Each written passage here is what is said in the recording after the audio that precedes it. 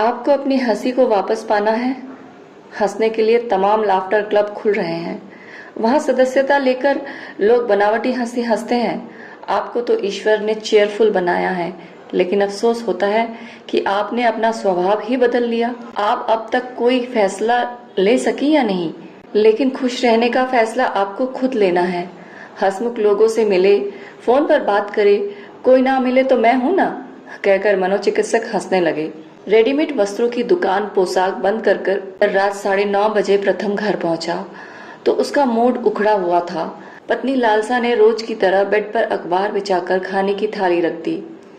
प्रथम खाना खाते हुए अचानक बोला, लालसा तुम ठीक हो, कंफर्ट फील करती हो? लालसा ने कोई जवाब नहीं दिया, बस शिकायत भरी नजरों से देखा। तो प्रथम झिल्लाते हुए बोला, मैं अपना काम छोड़कर तुम्हारा दिल बहलाने के लिए घर पर नहीं बैठ सकता, और दोनों लड़के अपना करियर छोड़कर तुम्हारी सेवा नहीं बजाएंगे। लालसा ने प्रथम की बात सुनी और चुप रही। कभी बहुत हंसती थी, पर अब चुप रहती है। जानती हो लोग क्या कहते हैं? कहते हैं तुम अजीब होती जा रही हो। तुम्हारा बढ़ता पशु प्रेम लोगों को हैरान करता है। पामेरियन पैंथर, उसके पप्स, 5 मिट्ठू तुमने पाल रखे हैं और तुम्हें मुझसे अधिक उनकी चिंता रहती है। दोनों बेटे पढ़ाई के लिए पुणे चले गए। मैं बिल्कुल खाली हूँ और अकेली भी। तो मिट्ठू, तमाम औरतें अकेली रहती है। तुम परिस्थिति को सामान्य तरीके से नहीं ले सकती, जबकि कोई कमी नहीं है। इतना पैसा, इतना बड़ा घर, ठाट बाट, पर अकेले क्या करूं? मैं बच्चों को पुणे नहीं भेजना चाहता था। यह तुम्हारी और बच्चों की जिद थी। तुम्हारे पूत जो सीए और एमबीए करने पुणे गए हैं, यहाँ रहकर भी तो कर सकते थे। अच्छे इंस्टीट्यूट की वैल्यू होती है, तो उन्हें कौन सी नौकरी करनी है? पोशाक को संभालना है, और यहाँ मैं उन्हें आवारा घूमने की आजादी ना देता। लालसा, तुम्हारे पूत पढ़ने नहीं, लड़कियां छेड़ने गए हैं। लड़कियां तो यहाँ भी छेड़ सकते थे। तुम्हारी ओर से हेल्पलाइन खुली हो तो यही करेंगे। पुणे की हवा खाकर वो यहाँ रहने नहीं आएंगे। मैंने इतनी मेहनत से काम जमाया, वो खत्म समझो। उनकी अपनी जिंदगी है जिसे वो अपने तरीके से जीना चाहते हैं, पर तुम मुझे नहीं जीने दे रही हो। लोग कहते हैं तुम इतनी चुप रहने लगी हो, जो विचित्र बात है। शशिधर ने तो यहाँ तक कह दिया कि प्रथम, परिस्थिति को टालो मत, क्लिनिकल साइकोलॉजी से सलाह लो। को लगता है कि यदि कोई मनोचिकित्सक से परामर्श ना लिया गया तो वह किसी मानसिक बीमारी से पीड़ित हो जाएगी। संभव है कि शॉक थेरेपी से भी गुजरना पड़े। एकांत और गहरी खामोशी में समय बिताते हुए लगता है जल्दी ही मर जाएगी। अचानक घबराकर लालसा बोली, मुझे सलाह की जरूरत नहीं है। कल तुम्हें मनोचिकित्सक के पास चलना है। लगभग आत्मविस्मृति की दशा में लालसा क्लिनिक पहुंची, लेकिन उसे उपेक्षित छोड़ मनोचिकित्सक प्रथम से बोले, प्रथम जी आप क्या काम करते हैं? गड्डी चौक में पोशाक गारमेंट्स है, वह मेरा है। फिर तो आप बहुत व्यस्त रहते होंगे, सुबह 9 से रात 9 तक। परिवार में और कौन है? 2 बेटे हैं, बाहर पढ़ते हैं। कुछ अनुमान है लालसा जी कब से खामोश रहने लगी हैं? बिल्कुल अनुमान नहीं है। भी जानना चाहा कि ये अपने एकांत और अकेलेपन से कैसे जूझती हैं। ये जानने के लिए मैं घर में बैठा नहीं रहता। यदि बता पाए तो बताएं कि ये अपना समय किस तरह बिताती है। प्रथम ने बुरा सा मुंह बनाया। लालसा ने कई कुत्ते और तोते पाल रखे हैं। समझिए दिन भर कुत्तों को नहलाने, कंघी करने, खिलाने में लगी रहती है। तोते दिन भर खाते, बीट करते और लड़ते हैं। तोतों को ठीक दोपहर 3 बजे चाय और बिस्किट चाहिए। देर हो तो उन्हें चाय और बिस्किट बोलना आता है। ये चाय में बिस्किट भिगोकर उन्हें खिलाती है। ठंड में स्वेटर पहनाती है। तोतों के पिंजरे को शॉल से ढकती है। आपने कभी इनसे पूछा कि ये किस खालीपन को भरने के लिए ऐसा करती हैं? प्रथम भड़क गया। मरीज मैं नहीं, लालसा है। जो पूछना है इनसे पूछे। मनोचिकित्सक ठहाकर हंसे। मेरे मरीज पहले बैठक में कुछ नहीं बताते। कुछ बैठकों के बाद लालसा जी कुछ कहने लायक हो जाएंगी, तब इनसे पूछूंगा। आपसे जो पूछ रहा हूँ वह इनसे ही संबंधित है। देखिए, मनोरोग ऐसी दशा है जिसमें परिवार के सदस्यों का भी हाथ होता है, बल्कि उनका ही हाथ होता है। सदस्य खुद को बदले तो मनोरोगियों में भी बदलाव आने लगता है और वे ठीक हो जाते हैं। मतलब दोषी मैं हूँ। मैंने जनरल बात की है, बुरा ना माने। शादी को कितने साल हो गए? 23। तब तो आप लालसा जी के स्वभाव, आदत, व्यवहार के बारे में सब कुछ जानते होंगे। प्रथम गड़बड़ा गया। व्यस्तता में कभी उससे लालसा की उपस्थिति को खास नोटिस ही नहीं किया। अक्सर होता है, इतने साल साथ रहने के बावजूद पति पत्नी एक दूसरे को भली प्रकार से नहीं समझ पाते हैं। छोटी छोटी इच्छाएं, उम्मीदें, अड़चने जिनको हम नोटिस नहीं करते, एक दिन खतरनाक बन जाती है। अक्सर होता है, पति खुद को मालिक मानते हुए पत्नी की दिनचर्या, जीवन शैली, गतिशीलता, क्रियाशीलता तय करने लगते हैं। तब खुद को बदलते हुए पत्नी बहुत भुगतती है।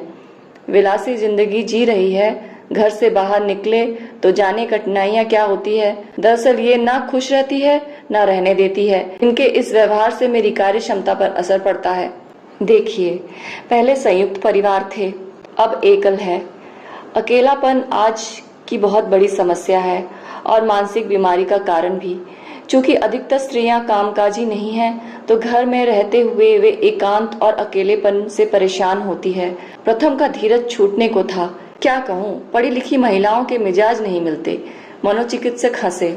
हाँ, शिक्षा से स्त्रियों की बौद्धिक क्षमता बढ़ी है, अपनी पहचान और पोजीशन बनाना चाहती हैं। यदि नहीं बना पाती हैं तो निराश हो जाती हैं। जानते हैं, मेरे मरीजों में उच्च शिक्षित महिलाएं अधिक हैं। इस वर्ग में असंतोष अधिक है क्योंकि उन्हें जिंदगी का अर्थ मालूम है और वे अपने तरीके से जीना चाहती हैं, नहीं जी पाती हैं। तब विद्रोही हो जाती है या मौन।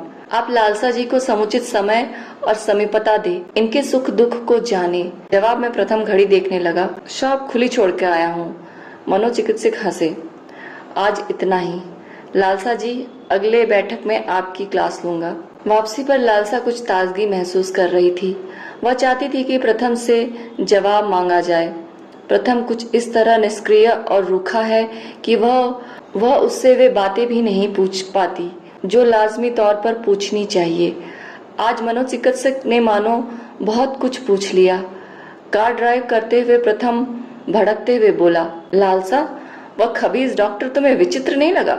उनका काम ऐसा ही है कि मरीज विचित्र होते हैं। सुस्त मरीजों का इलाज करते करते लगता है वो भी मानसिक रोगी हो गया है। वह मुझे भी मानसिक रोगी बना देगा। मैं अब भी नॉर्मल नहीं हो पा रहा हूँ। तुम्हें लगता है कुछ सिटिंग से फायदा होगा तो तुम अकेली चली जाना। मैं उसकी सूरत बर्दाश्त नहीं करूंगा। लालसा ने तय किया कि वह अगली बार से अकेली ही जाएगी। लालसा को देख मनोचिकित्सक हंसे और बोले, आइए, इतने दिनों तक नहीं आई तो मुझे लगा नहीं आएंगी। प्रथम जी नहीं आए? उस दिन मुझसे खफा हो गए थे। चलिए, आप आई, वरना मेरे कुछ मरीज ऐसे थे जो एक बार आए फिर नहीं आए। दरअसल इस इलाज में मरीज और परिजनों को धीरज रखना पड़ता है। बैठिए।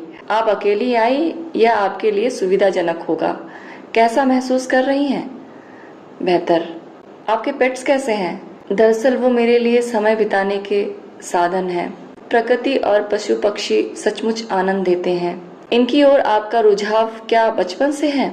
जब से बेटे पुणे गए, पेट्स के साथ समय बिताना मुझे अच्छा लगता है। वे मेरा विरोध नहीं करते, पलटकर जवाब नहीं देते, निर्देश नहीं देते, बल्कि मेरा हुक्म मानते हैं। आपके पास तो मास्टर डिग्री है, फिर जॉब क्यों नहीं किया? शादी से पहले मैं स्कूल में पढ़ाती थी। फिर प्रथम ने कहा, औरत की कमाई का खाना इस घर की शान के खिलाफ होगा। घर देखो और अच्छा खाना बनाओ।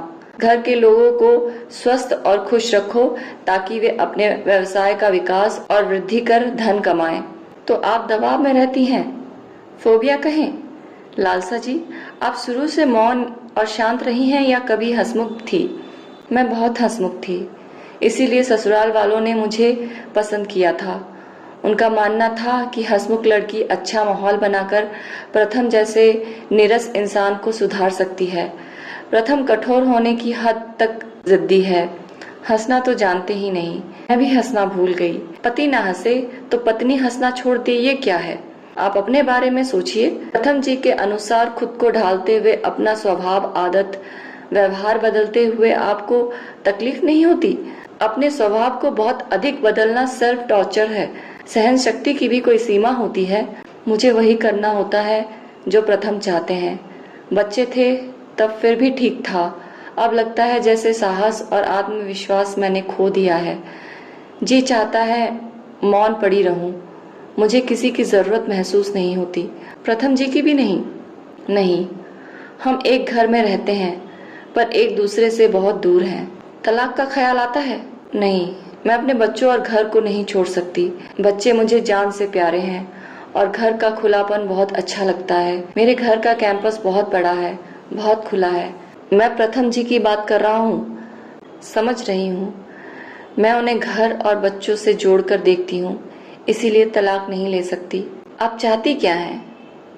नहीं जानती, बस बिन वजह रोने की इच्छा होती है। लालसा सचमुच रोने लगी। मनोचिकित्सक परेशान हुए। सुनिए, आपको अजीब लगेगा, लेकिन आराम तलब जिंदगी में भी एक यातना है, क्योंकि यहाँ करने के लिए कुछ नहीं होता। इस तरह रोइए मत। आज और पूछकर आपको परेशान नहीं करूंगा, बाकी बातें अगले सेटिंग में होगी। लालसा और मनोचिकित्सक की सेटिंग होने लगी। वे उसे बड़ी सावधानी से हैंडल कर रहे थे। लालसा जी, आपने जो बातें मुझसे की, कभी प्रथम जी से की? उनके पास वक्त नहीं है और रुचि भी नहीं। मुझे हैरानी हो रही है कि मैं आपसे वो सब कह गई जो किसी से ना कह सकी। आपने हंसना कब छोड़ा? याद नहीं। याद कीजिए, पिछली बार कब हंसी थी? याद नहीं। आपको अपनी हंसी को वापस पाना है। हंसने के लिए तो तमाम लाफ्टर क्लब खुल रहे हैं। वहां सदस्यता लेकर लोग बनावटी हंसी हंसते हैं। आपको तो ईश्वर ने चेयरफुल बनाया है, लेकिन अफसोस होता है कि आपने अपना स्वभाव ही बदल लिया। आप अब तक कोई फैसला ले सकी या नहीं, लेकिन खुश रहने का फैसला आपको खुद लेना है। हंसमुख लोगों से मिले, फोन पर बात करे, कोई ना मिले तो मैं हूं ना, कहकर मनोचिकित्सक हंसने लगे। लालसा ने निरह भाव से देखा। किसी से मिलने की, बात करने की इच्छा नहीं होती।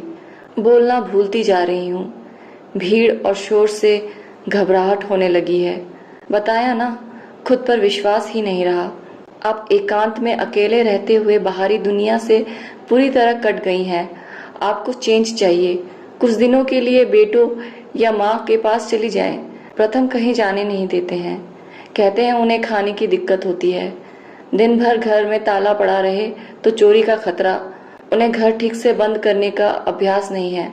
आप प्रथम जी की सहूलियत ही देखेंगी, जबकि वे इतना अधिक खलल देते हैं कि आप 2-4 दिन के लिए कहीं जा नहीं सकती। आपने अपनी भावनाओं को दबाते हुए इतना लंबा समय प्रथम जी के साथ गुजारा है, लेकिन अब खुद को सक्रिय रखने के लिए कुछ करें। कहते हैं स्त्री का जीवन 40 के बाद शुरू होता है। मतलब इस उम्र में महिलाएं प्रायः घरेलू जिम्मेदारियों से फ्री हो जाती हैं। पति की वह उम्र नहीं रहती कि वे पत्नी के आसपास डोलता रहे। तब पत्नी अचानक खुद को अकेली, पीड़ित, हताश, अनुपयोगी मान लेती है। ऐसा ही है, लेकिन मैं कहता हूँ खाली समय एक नियामत है।